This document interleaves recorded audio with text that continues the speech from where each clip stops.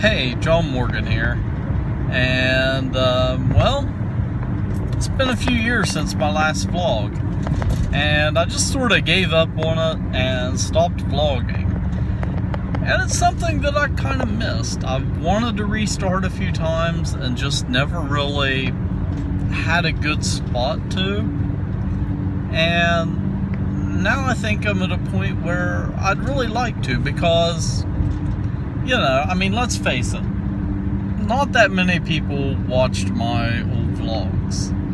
And to be honest, I don't really care. It's more for me to look back at, kind of as a video diary, than anything else. And the older that the old vlogs have gotten, the more that I look at them and say, wow, you know, it's amazing the change that's happened in the last few years. And well, that brings me to restarting vlogging and what's changed since I vlogged last. Let's see, I think the last time I vlogged was in 2011, fall of 2011, so it's been, oh my, 6 years, almost 7 years. A lot's changed, and some of it bad, and a lot of it really good. So let's kind of get the bad news out of the way first. You know, Gypsy, my blue heeler, she was a big part of my old vlogs, and sadly 4 years ago,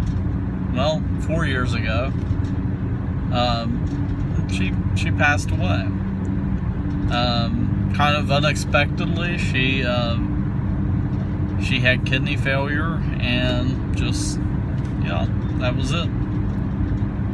But also at that same time, I started dating a really nice girl. And I proposed to her.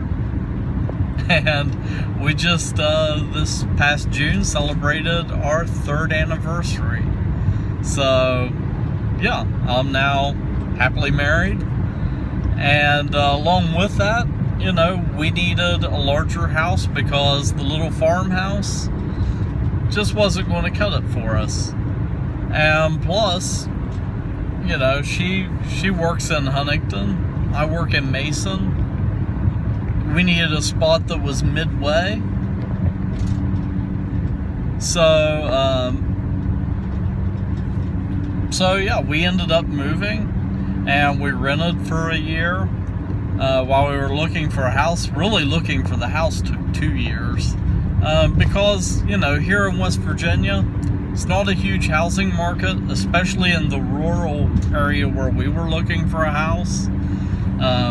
It seemed like everything was either, you know, a really nasty trailer on, say, a 500-acre farm for $500,000, or just a really nasty trailer or double wide or something like that we didn't really want to invest in.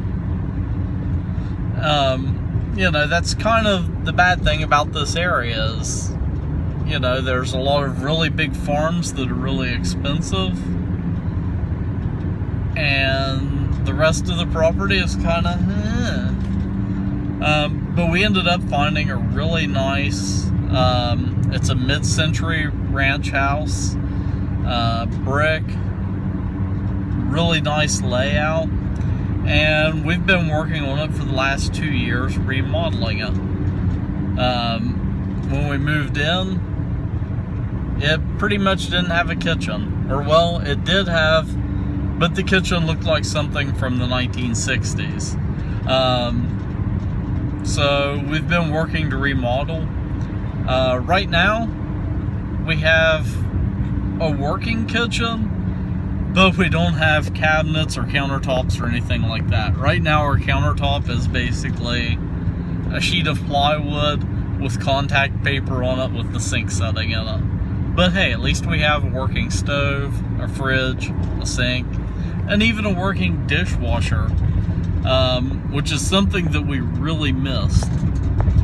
And yeah, we're just working on the house as we save up money. But it's really nice. It's a nice big 1.5 acre lot of land. And when we bought the house, it already had a really nice garage. So it's got a 3-car garage. And let's see, I'm kind of getting lost in what I'm talking about here, but I didn't mean to say garage at all. I meant to say garden. It has a really nice garden. But yeah, this year we're stocking up food. We just canned 100 quarts of green beans and close to 30 quarts of pickles. My wife really loves dill pickles, so I made homemade dill pickles. But yeah, we're working to carve out a life for us, and you know, it's been amazing over the last 3 years. And you know, I was alone for 8 years before getting married, so those 8 years, that you know, I kind of got set in my ways, and you know, it took some time to get used to being married, I guess you could say. Nothing bad, you know, or anything like that. It's just, you know, I was kind of ingrained into my habits, and it's been fun to build new habits and build new traditions, and to have an extended family. I mean, I have a brother-in-law and 2 sister-in-laws, and you know, that's something I never expected because I never had siblings growing up. I don't know what I expected, if I would just marry another only child or what, but you know, that's something that I never really thought about. And likewise, that also means, you know, I'm also an uncle now, which is really awesome. And oh my, it's already been 7 minutes, and I'm kind of rambling here. This is probably already longer than any of my other vlogs. But going forward, I want to try to start vlogging again, and I want to try to do weekly vlogs like I did in the past. Hopefully I stick with it, because I really do miss it. I just kind of want to feel it out, and I know personally my wife, just because of the nature of her job, she probably doesn't want to be out there too much in the public. Of course, I am with doing PR work and stuff for Bob's Online. You know, I'm live on their Facebook page once a week, so I'm used to being recognized in public and having my opinions kind of be out there. My wife, she really doesn't, I think, want that, so you probably won't see very much of her in the vlogs. If you do, I'll probably edit them pretty strictly. So as far as the format goes, you know, you really won't be seeing a lot of family stuff. It's just going to be me at work, kind of a lot of stuff like this, monologue type stuff, kind of me talking to myself. You know, hey, future self, this is for you. And probably a lot of my just day-to-day stuff. Stuff at Bob's, working in the garden, working around the house on stuff. But yeah, I'm just going to kind of feel this out and see where it goes. But yeah, hopefully I want to restart doing vlogs.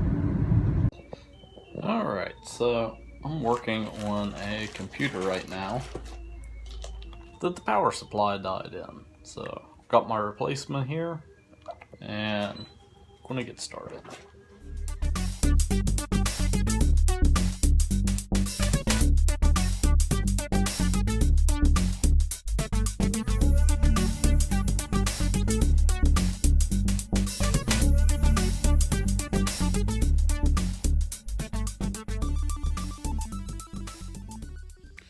Good morning. This morning I'm getting ready to head out to work, and I thought I would try setting up a tripod in my car and recording a time lapse of my drive.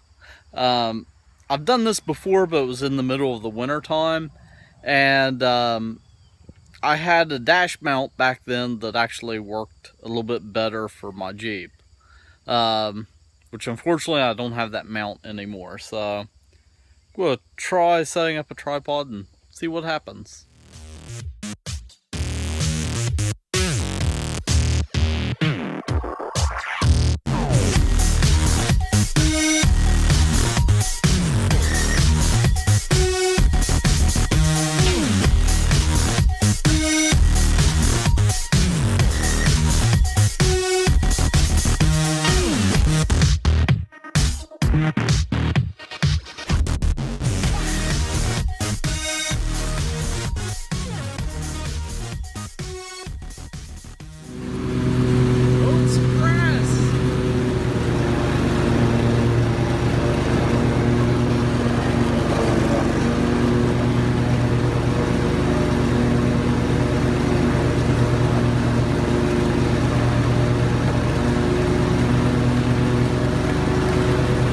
Alright, it's Thursday, and I'm heading into the DMV to get my driver's license renewed. So, fun. Let's see how long this takes. Okay, so I got my driver's license renewed. The wait wasn't too bad, maybe about 40 minutes or so. But when I was leaving the building, I was about halfway across the parking lot. Of course, I had to park furthest away from the DMV. I was about halfway across the parking lot, and there was this huge, cloud burst. I am soaked. So, I'm currently driving home to change my clothes. Because, yeah, you're just seeing the top of my head right now because I don't have a shirt on. It's laying in the seat beside of me.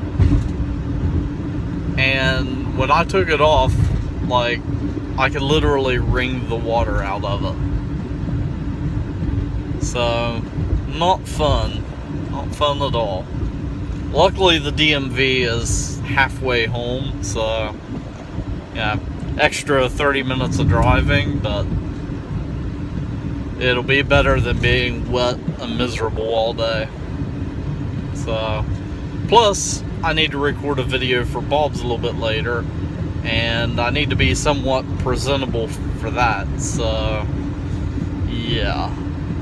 So, this week I'm talking about collecting plants, and it's a hobby that quite a few people enjoy, and it's something that I actually took in college. I took a course in plant taxonomy when I was at Marshall, where I learned how to properly press and preserve plant specimens, and more importantly, identify those plants.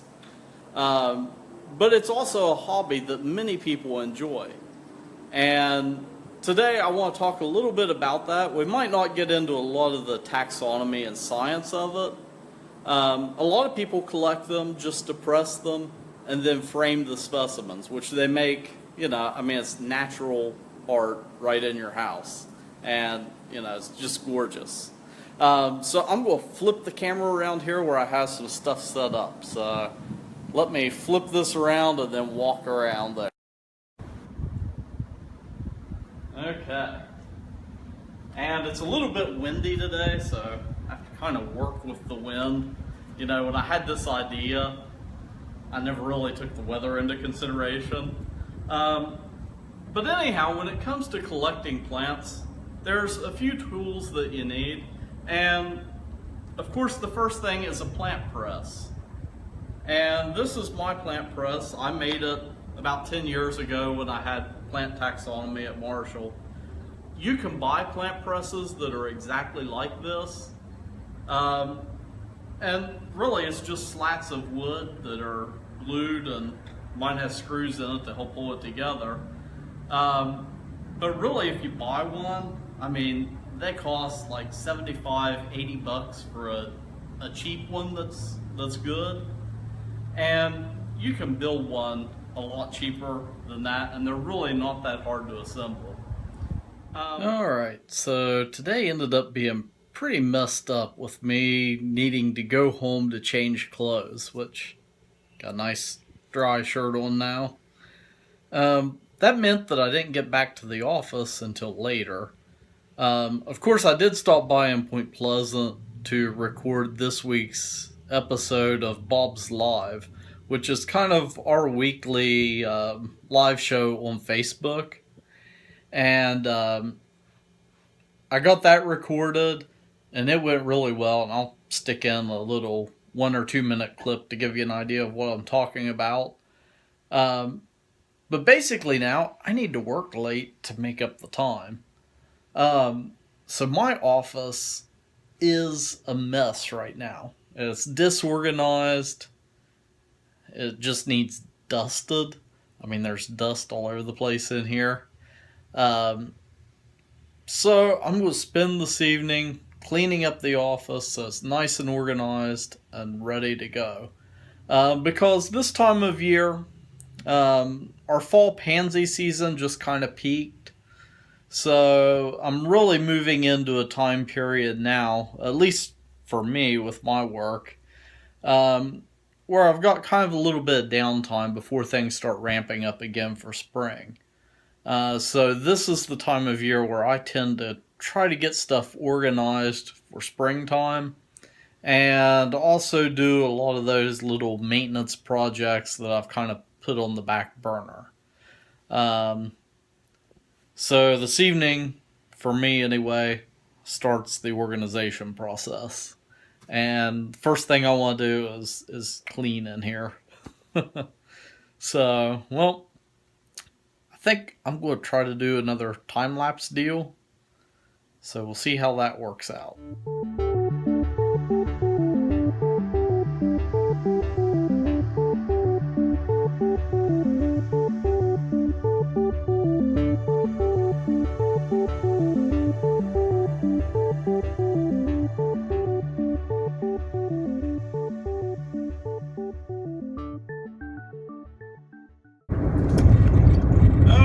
So it's Friday, and right now I am headed to a doctor's appointment.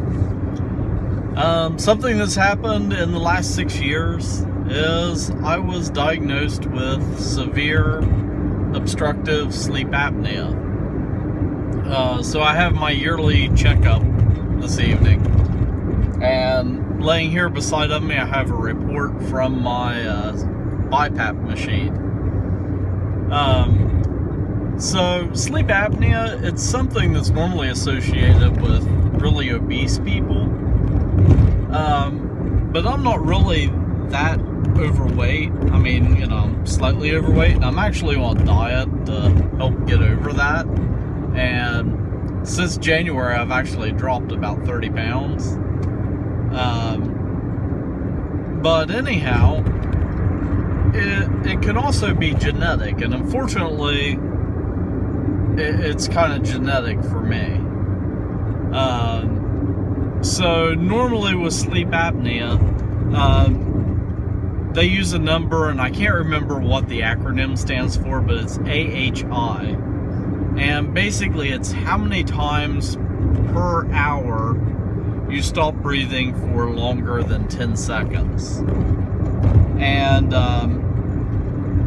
basically anything above 30 times per hour, stopping for more than 10 seconds breathing, is considered severe sleep apnea. And my AHI number was 70. So I was stopping breathing for longer than 10 seconds about 70 times an hour. And as a result, it causes your blood oxygen level to drop. And, you know, then you have all sorts of problems that crop up because of it. I have high blood pressure, and that's most likely an associated problem with my sleep apnea. And along with that, let's see, change lanes here. So I have high blood pressure. If I'm not being treated for my sleep apnea, when I wake up in the morning, I'm just really groggy. Like, if you've ever had a morning where you wake up and you feel like you just can't get out of bed, that's me only like times 100 whenever I'm not using a BiPAP. And yeah, I was waking up, you know, in the morning, and I just couldn't wake myself up. It was to the point where I would like get up and go to the bathroom. I could sit down on the toilet and fall asleep on the toilet. You know, or I'd be sitting at work and I just couldn't keep my eyes open. So as a result, you know, you start kind of self-medicating. So I was drinking more and more coffee, which meant that in the evenings I couldn't go to sleep because I had so much caffeine in my system. Now that, of course, is affecting my blood pressure. So, you know, it just creates this nasty loop of not getting good quality sleep and also not being able to sleep. So initially, the way I was diagnosed is, well, actually my wife diagnosed me. When we first got married, she spent like the first 3 months of our marriage sleeping on the couch because my snoring was so bad. And, you know, it was, and where I lived alone prior to getting married, I mean, I didn't know that I was snoring. Every now and then I would kind of wake myself up, I guess, snoring. But evidently I could like rattle the walls. So I went to an ENT, an ear, nose, and throat doctor. And of course, you know, he was all gung-ho, wanted to do like nasal surgery and stuff. But my wife, who went to the appointment with me, was like, maybe we ought to try like a sleep study or something like that first, because he really snores a lot at night and sometimes he stops breathing. So they did the sleep study and found out that I have OSA. And at first I started off with what's called a CPAP machine. And basically what it does is it blows pressurized air into a face mask at nighttime to keep my airways open. Basically it's blowing up my airways like a balloon to keep them open and keep me breathing. At first they had the CPAP set down really low, and after about a year of using it, I started having really bad night terrors. Like I would wake up and feel like I just couldn't breathe, like something was smothering me. And I ended up going back and having another sleep study done and a recalibration of the machine.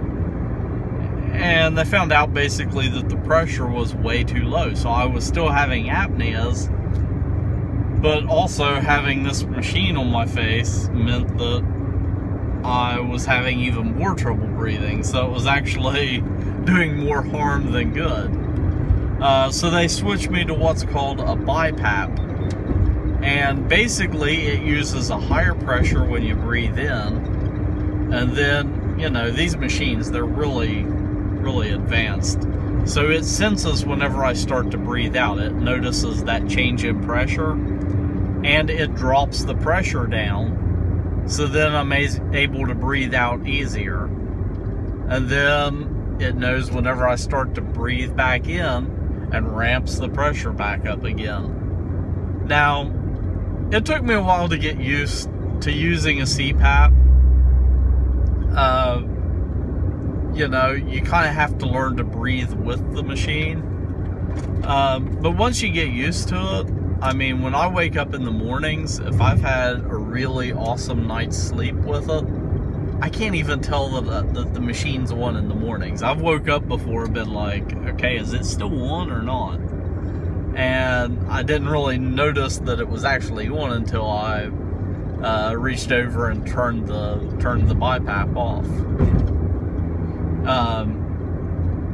But the BiPAP that I have now, it's made by Philips Respironics, and it actually has a Bluetooth connection and an app for my phone.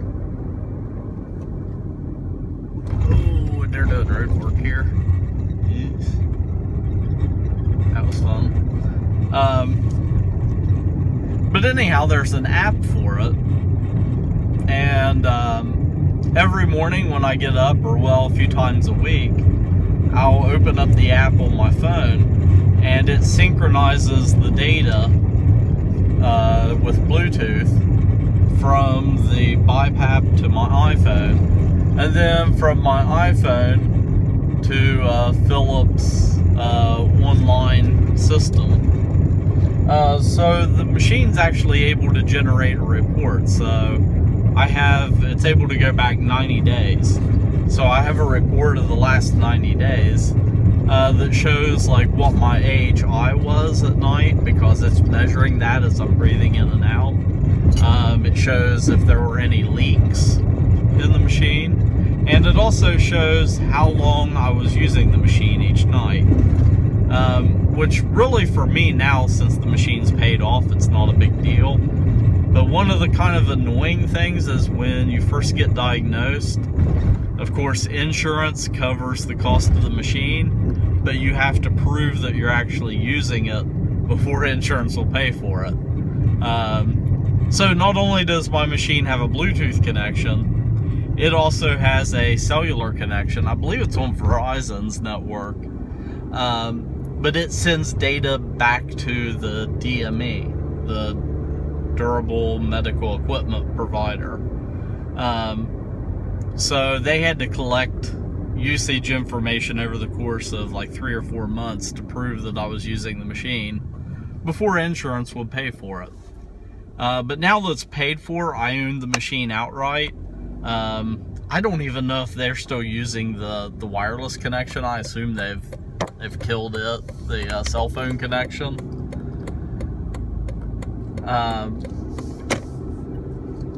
But yeah, and I went through my insurance to get this machine.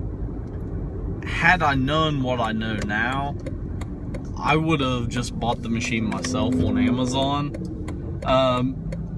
Because the total cost that I ended up paying out of pocket was something like $2,000 for the machine,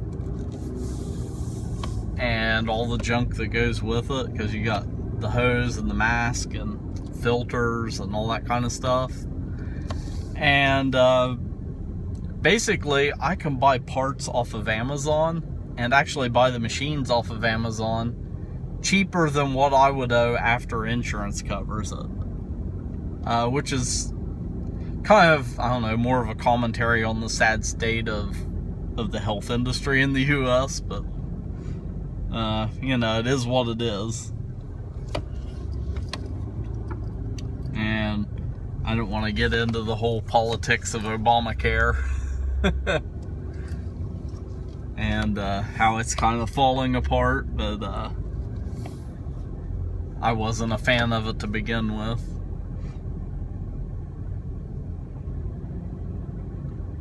But you know, that's a whole other political discussion. Let's see, I think this is the right entrance that I need.